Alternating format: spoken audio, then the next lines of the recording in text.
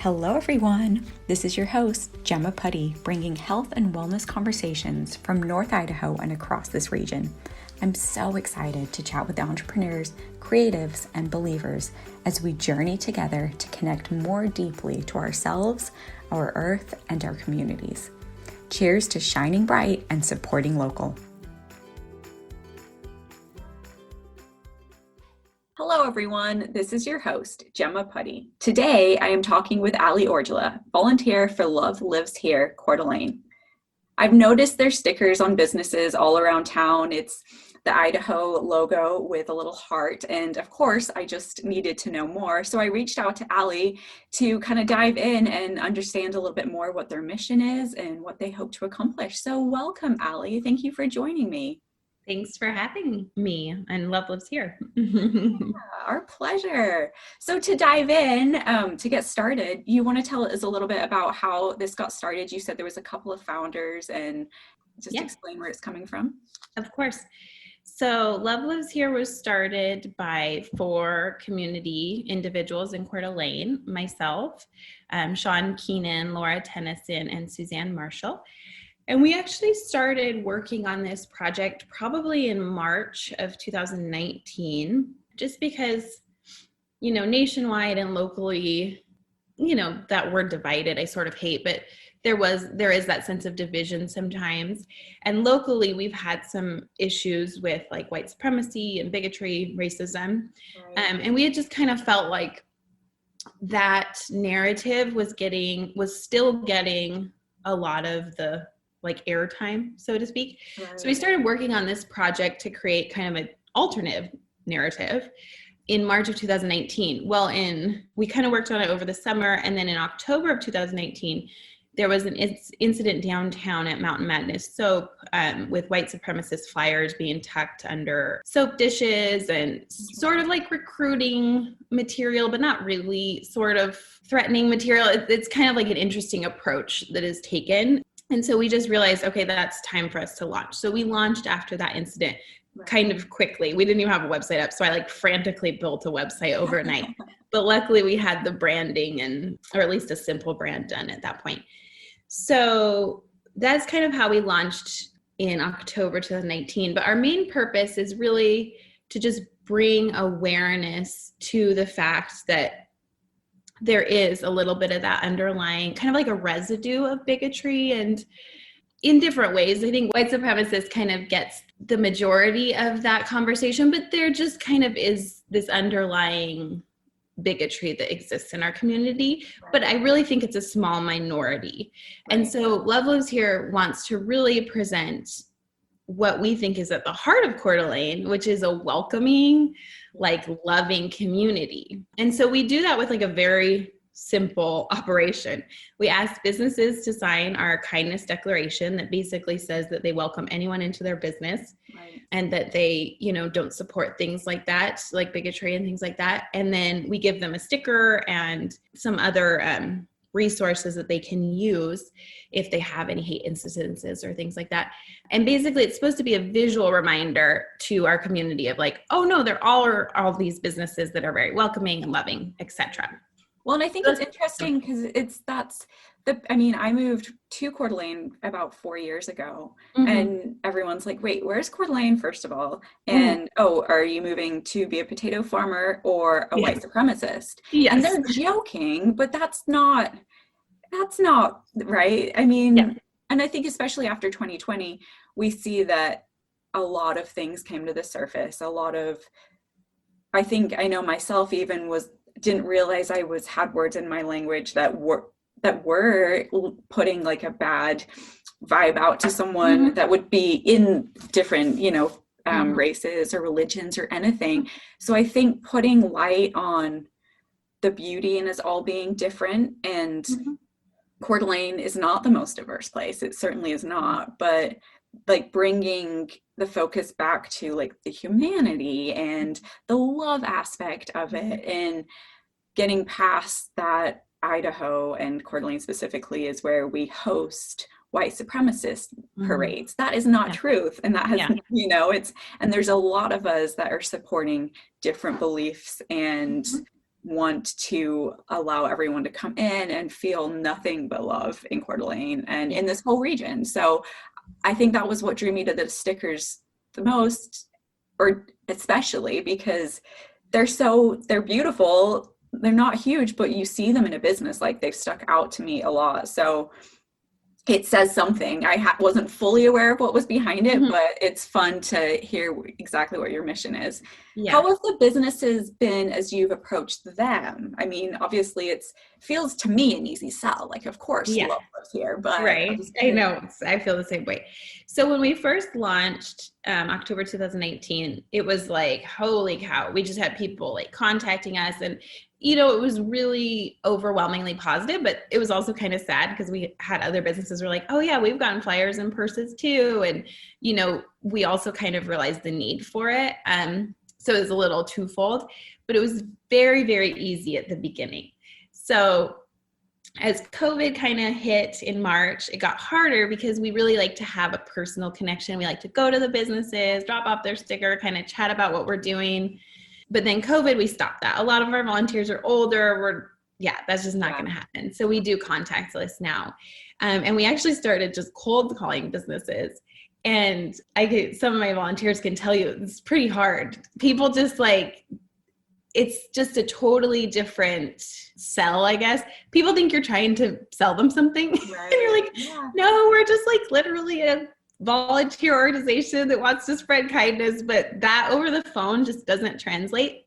So we've kind of shifted to reaching out to businesses that we know and kind of doing a little softer, I hate the word sell, but I don't know how else to say it at the moment, and doing more like community events, so to speak, like our kindness card project that we just did. So kind of just continually growing that louder message that Coeur d'Alene is a kind place, and then letting people reach out to us to sign on to the declaration. So it's kind of evolved. Even people like me, I'm like, wait, what's behind this? I want to know more. Yeah. How can I be a part of it? Yeah. It sounds like something awesome. Will you tell us more about what was the project, the kindness card? Yeah. Oh my gosh. So this project was crazy. So my friend Jessica, she runs the Civic Engagement Alliance, which is housed out of the Human Rights Education Institute. She has a little office there, which is our umbrella nonprofit. So we're actually a program of HREI now. So I sent her a 2-sentence email. I was like, hey, Jess.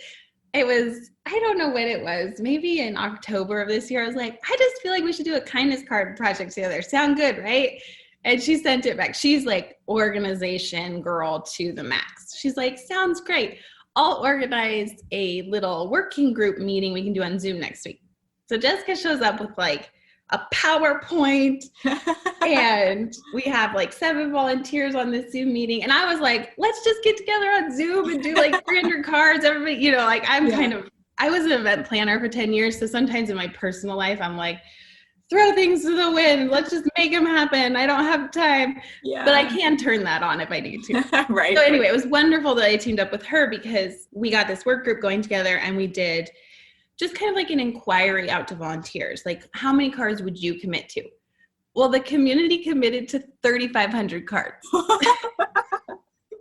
That's amazing. So, this project that was like, hey, let's do a kindness card thing, turned into like the spreadsheet of your nightmares, but in like the most positive way.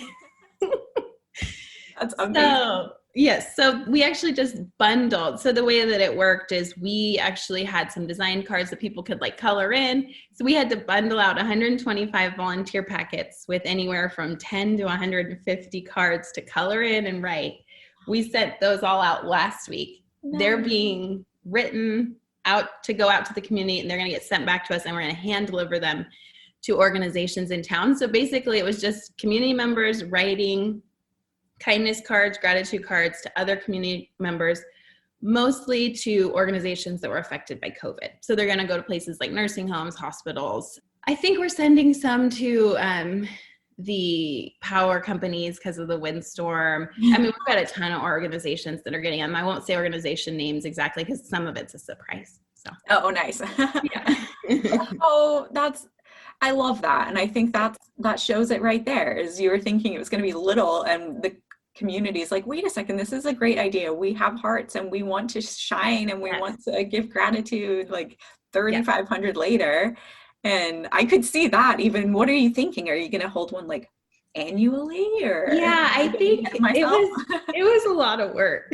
And it still is a lot of work. And I feel really bad because I'm going out of town when we do deliveries. So I have to pawn off some work on some volunteers, but I think we will try to do it annually. I don't know if it'll just become a Love Lives Here project, or if Love Lives Here and CEA will combine it every year. We'll just kind of have to see. But I think because of the response, it kind of has to become an annual project. So I'll add one more thing about this to put it in context.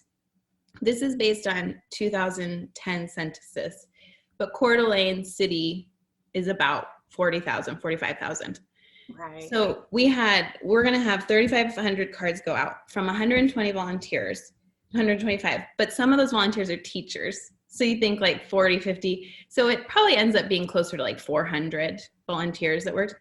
Wow. When you do the math, and then there's just other volunteers who are helping because of deliveries and different things, it's like 10% of Coeur d'Alene City Center that's going to be touched by that project. Amazing. So when people tell me that like Coeur d'Alene is like a place that has hatred and things like that, I'm like, that is like literally 0.001%.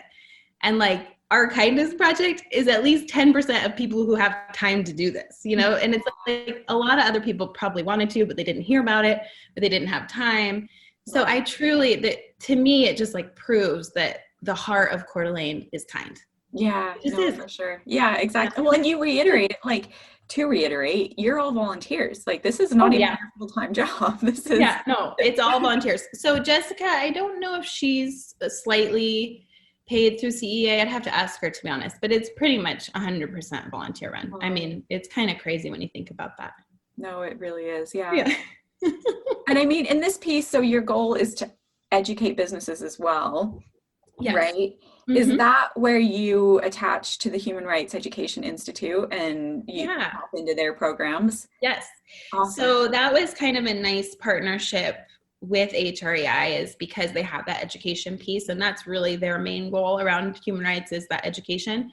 Right. So yes, we do have some programming actually, so some like trainings and things like that coming up for 2021 that will be co-sponsored by HREI and Love Lives Here together. Nice. So that would be like racial equity trainings that businesses could attend for free, or for small donations, things like that. Right. But yes, the education piece is very important to us, and we're kind of moving in that direction to co-host some more events that would help with that. Otherwise, really, when I really like Love Lives Here and HREI are the same organization because we are umbrellaed as one of their programs. Right. And so some of our funds go to them. So anything that they push out, you know, is kind of linked to Love Lives Here, and anything we push out is linked to HREI. So in some ways we're already doing some of that, but more pronounced will come this year, I guess, as far as education events go that say Love Lives Here on them. Well, and that's awesome to know, like, where money is going. Like, if you're donating a sticker campaign, or if you're giving money to the organizers, it's going to turn around to educate and broaden this message out to the community. And I think there's a lot of, tell me if you agree here, but I think there's a lot of hesitation, or maybe this is just me speaking for myself, in approaching the subject in general, and not from a hateful place, but from a place of, I don't want to hurt anyone's feelings. I don't feel like I know enough about this to really support the conversation. And I think that also came out in 2020, that we've got to be part of the solution. Those of us that really are passionate about it need to become educated and be able to take the small steps in whatever way that is to help change the conversation in general when it comes to human rights and loving everyone. Yeah, and I think even just doing what you're doing with the podcast is doing that, right? To some degree, just having those conversations. That also made me think of, Love Lives Here isn't really part of these, but the Human Rights Education Institute and sometimes CEA, they'll team up together for community conversations, and those are really neat. They just did one, I believe, on MLK Day that was really well attended. So maybe just keep an eye out for those. Those are really great for just kind of being able to get into that conversation in a safe place, right, where you have that like open heart to learn, but if you say something a little off, you don't have to feel like, oh, everyone knows that they're coming from a good place. Yeah. So those are like a really nice, safe place for just engaging in those conversations beyond things like what we're doing today. I love it. So are the community conversations, it's kind of a place where they're literally going and there's a topic and everyone can kind of learn and chime in and ask questions? Yeah, and just kind of like a safe space.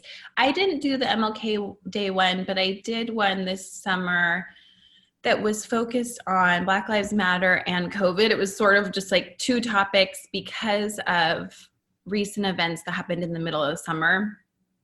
And then we also had our militia downtown at that same time. And so there was a community conversation that was sort of just like a big exhale of a lot of topics. And that one we did in person, socially distanced.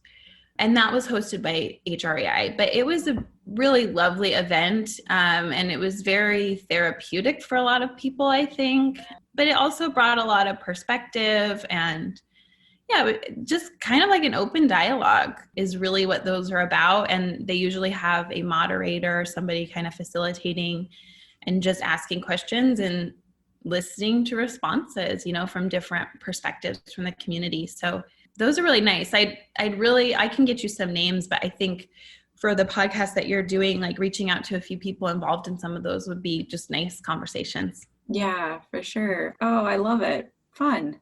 So with Love Lives Here specifically, I mean, you're very business focused, right? Like that the youth are reached through HREI. I mean, like you said, they're one and the same, really. So you're the business campaign. I mean, getting it out into the community, which has made most sense through businesses. Yes. Yeah. Yes, we are very business focused. So the hard thing about Coeur d'Alene is there are so many good people and everybody wants to do something that we sort of end up with like a lot of duplicate things. And that's why it was really important for us to join with HREI so that we're not all trying to do the same thing, but spreading out our resources. Yeah, for sure. So what I think of is, yes, HREI is kind of like kids education. That can be any range of age, really, when you think of education, but there's a big focus on kids and schools. Love Lives Here is really a community kindness campaign focused on businesses to begin with, because we really do think that reputation affects our economy, and we think that that's an important thing to think about. Right. We did just open up our declaration for individuals to sign.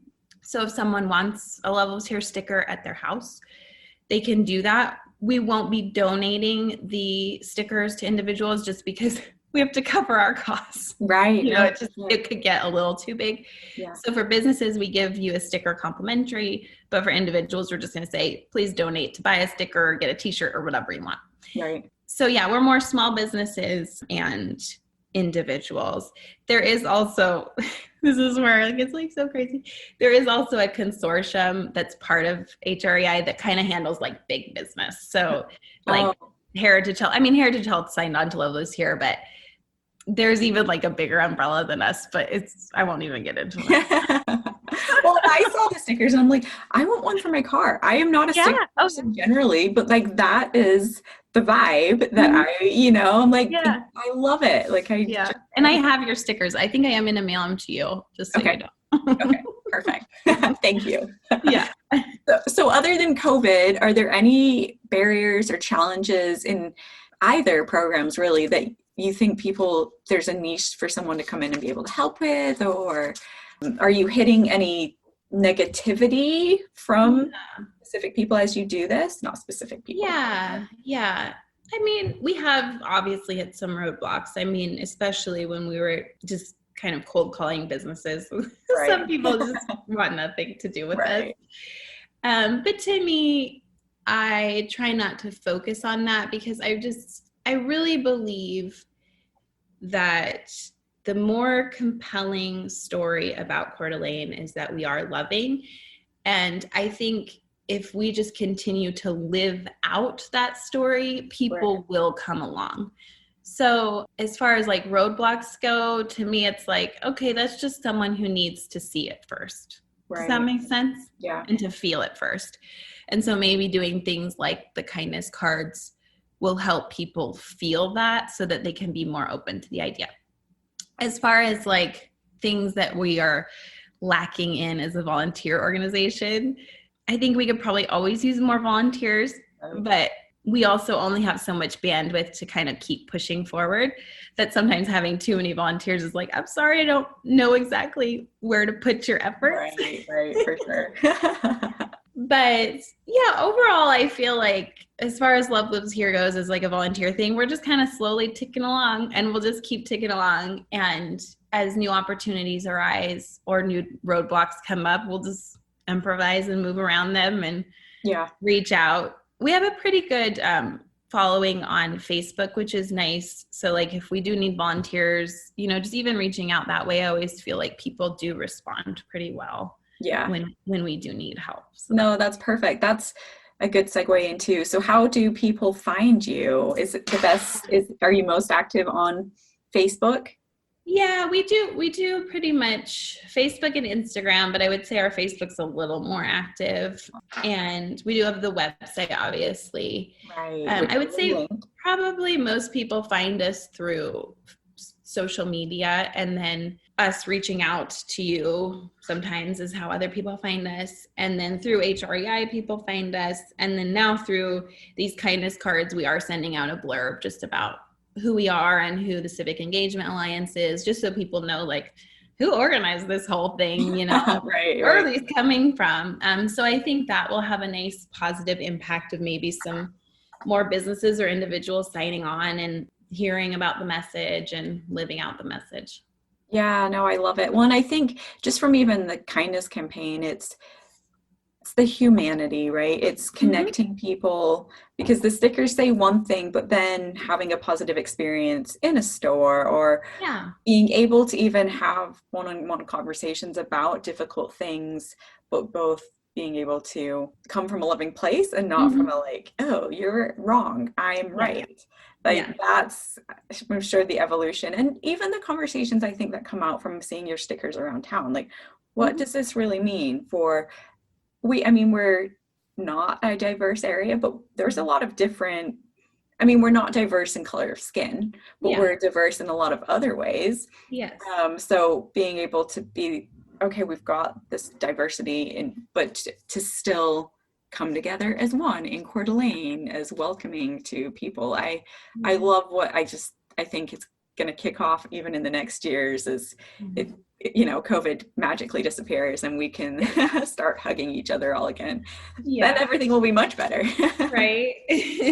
And we're not diverse in skin tone that much, but we are getting more and more diverse. And if you walk downtown in the summertime, we have a lot of diverse visitors. It's pretty significantly diverse. And I think that that's really important for us to remember, that we want, at least for me as a community member, I want everyone who steps foot and who like drives into Coeur d'Alene to feel like they belong here. Well said. Yeah. I think it was NIC was doing like a sign at the beginning of the school year to talk about the mask mandate. It was either NIC or it was the city. It was like one of those orange bright signs. And I was like, I need to talk to city council, because I just want that to say, you are welcome here.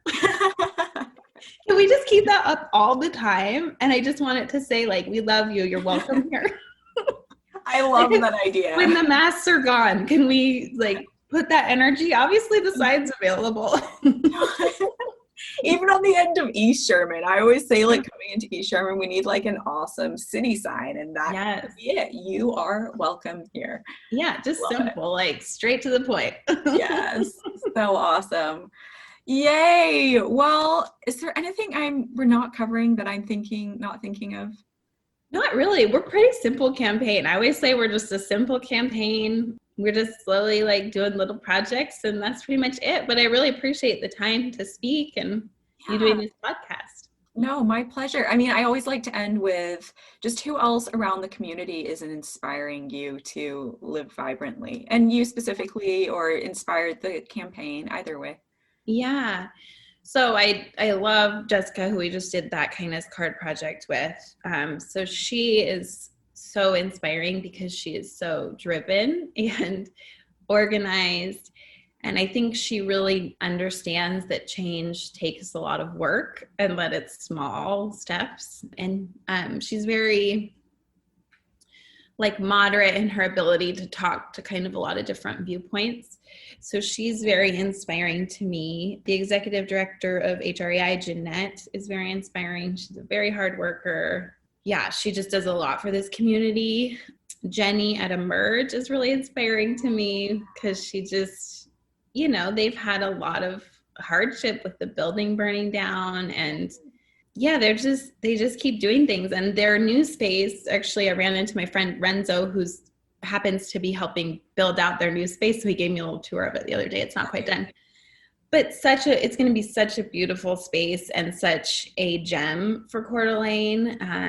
And, you know, so many people are artistic and that's part of their life. And we just need those kind of resources here. You know, I mean, I don't know why we always push art to the side, because most of the world is art. Like building is art, and doing designs on paper is art. Like we I don't know, we allocate such a small budget for art, and it's like, isn't that like the point of the world? Seriously, the creative piece that always gets shoved under a rock, and it's like, wait, that's where the love is. Right? That's where everything is. That's where all expression is. So there's a few names, but it's awesome. A great community. Yeah, no, for sure. It really is. Well, thank you again for joining me. I look forward to being able to get out and meet you face to face. Yeah. Thank you for joining Ali and me today. The Love Lives Here CdA mission and stickers all over town truly make me stop and think about how we are each shaping other people's experiences of life, sometimes consciously, sometimes not. I won't get any deeper into that for now, but I almost see this campaign as a challenge to each of us to check ourselves and our egos in how we are radiating love or something else to the world. What are you radiating? 2020 has been full of drawing lines in the sand, and hopefully in 2021, the pendulum can swing back to more connection and respect for the strength built through diversity. So as I continue this journey of discovery and holistic health, I hope you join me as I get to know more awesome, inspiring people in this Inland West region. Please feel free to share, like, and let me know who you'd like to hear in the future. Sending all the love, light, and vibrancy. Till next time.